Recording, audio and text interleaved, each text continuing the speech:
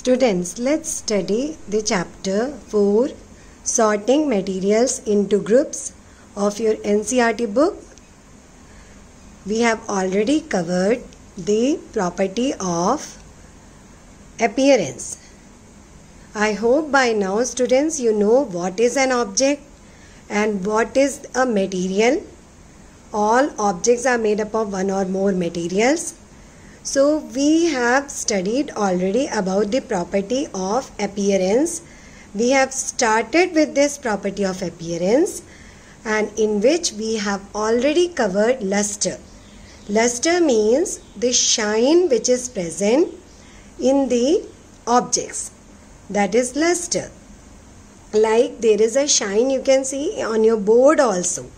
The shine of the objects is called the luster of the objects.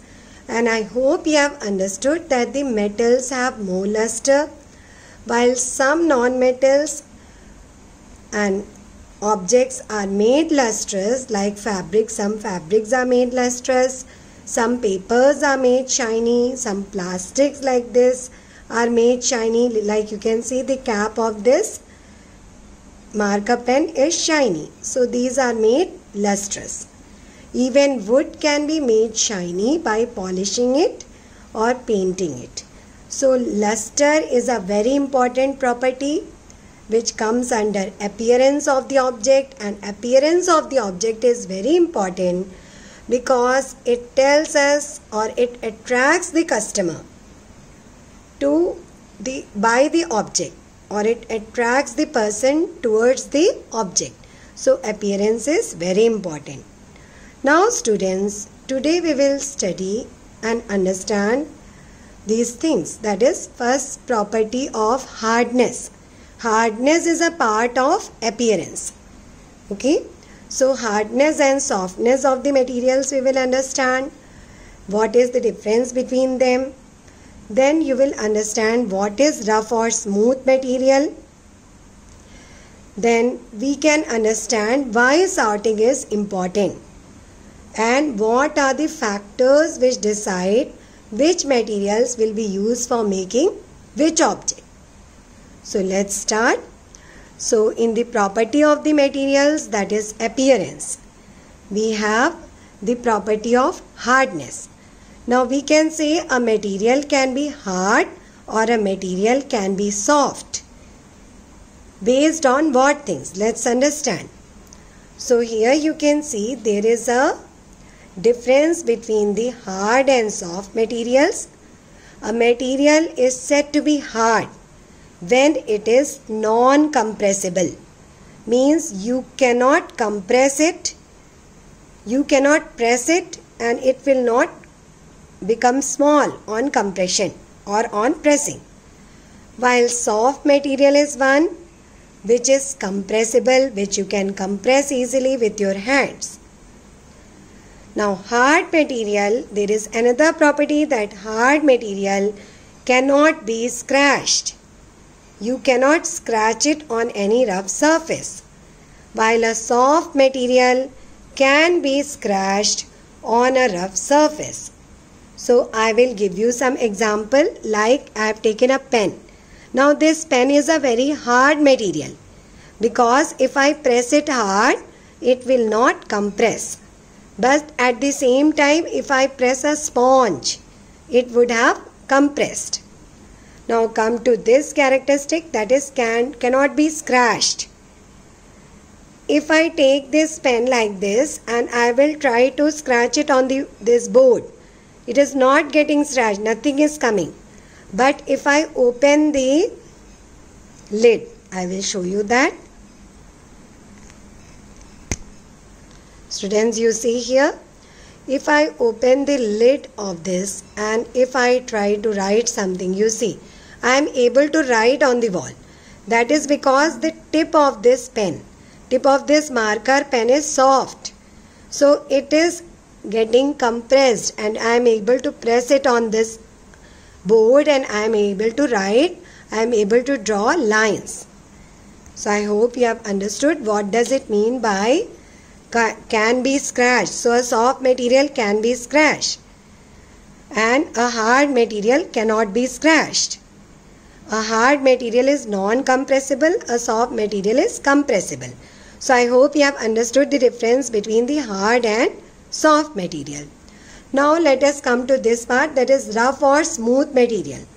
A material is said to be rough when it is rough to touch.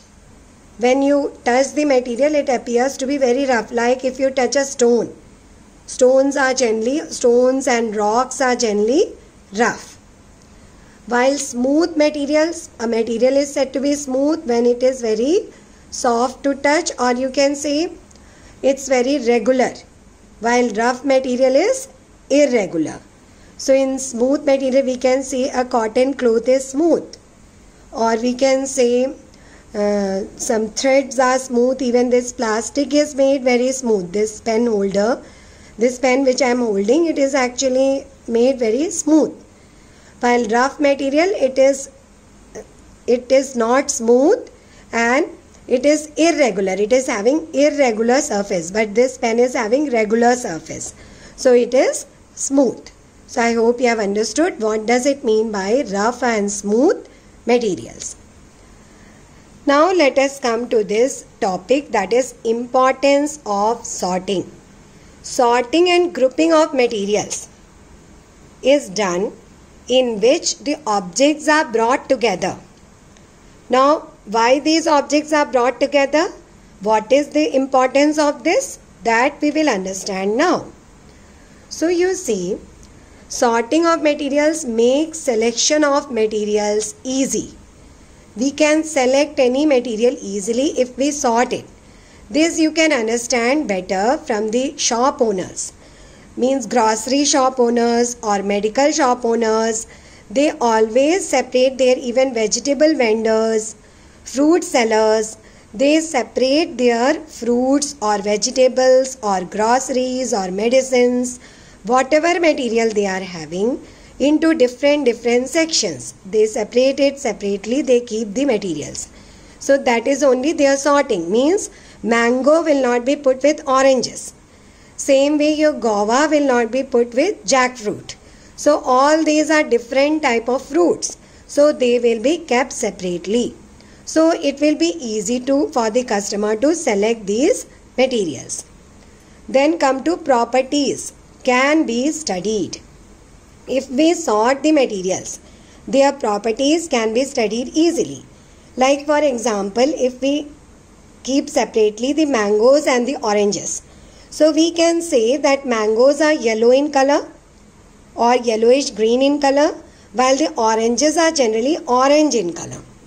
So just by this separation or sorting, we can say that their property of color is different. Even their shape will be different. Like mango and orange, both are edible materials or materials which you can eat. They are all edible materials. So mango is edible and it is having a different shape, while orange is edible and it is having a round shape.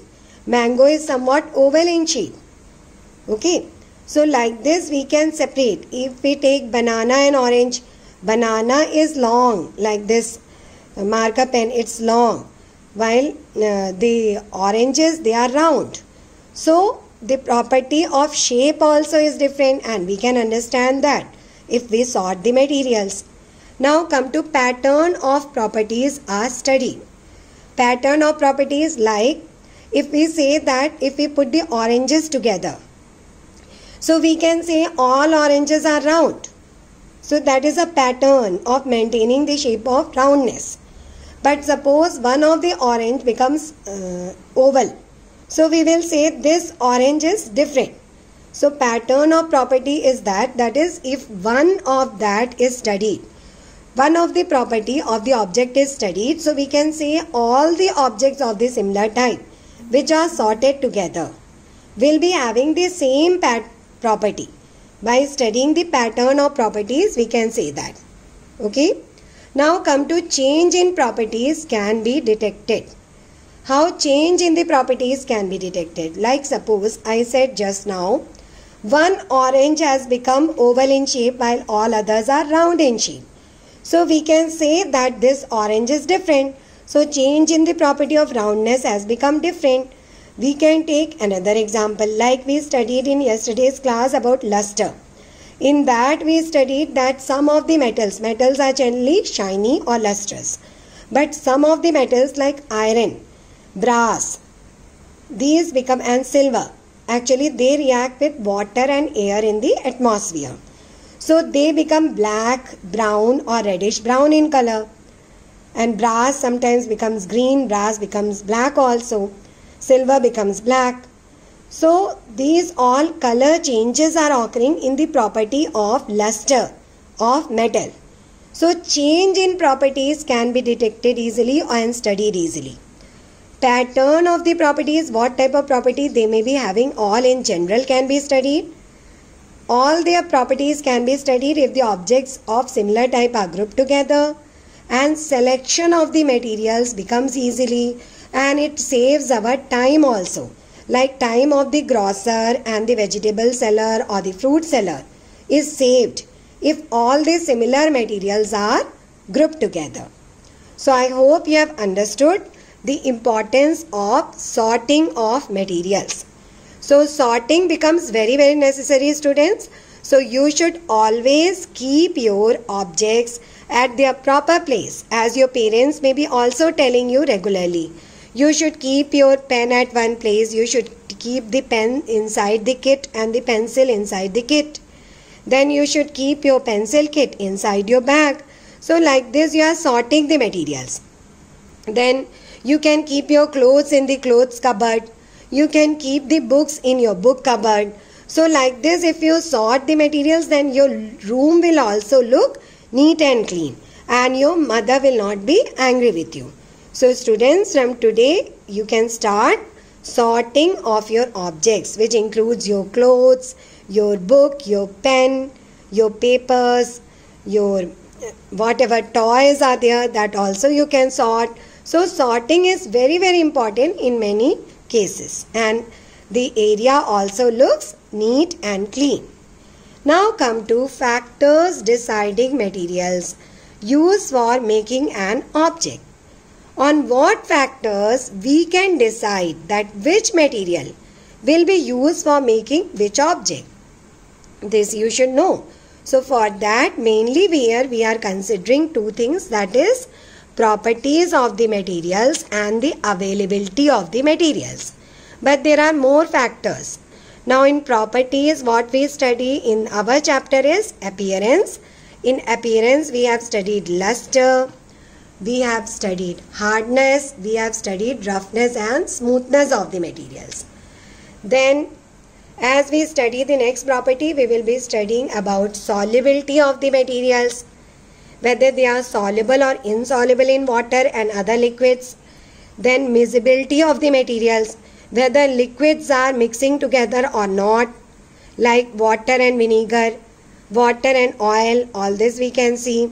Then floating and sinking of the materials, whether the objects, if put in water, they will float on the water or they will sink in water.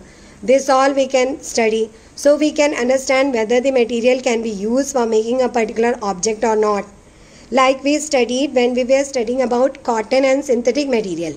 We had studied that natural materials, they absorb water, while synthetic materials, they do not absorb water.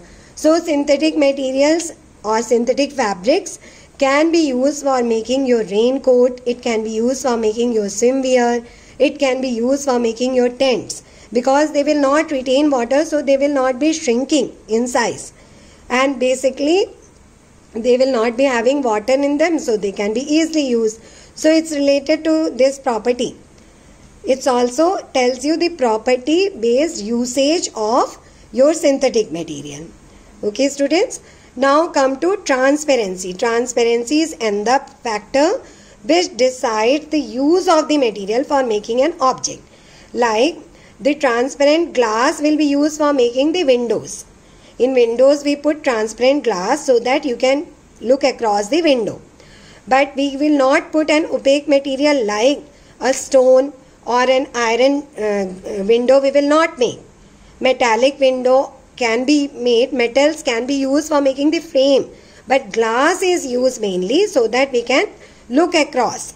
We can look outside also even if the window is closed. So transparency is also an important property which decides whether the material can be used for making an object or not. Then next factor we are considering here is availability. Whether the material which we are using is available to us or not. If it is available, then you can use it for making that object. If suppose the material is not available to us, then how you will use it for making an object? So availability of the materials is also very, very important.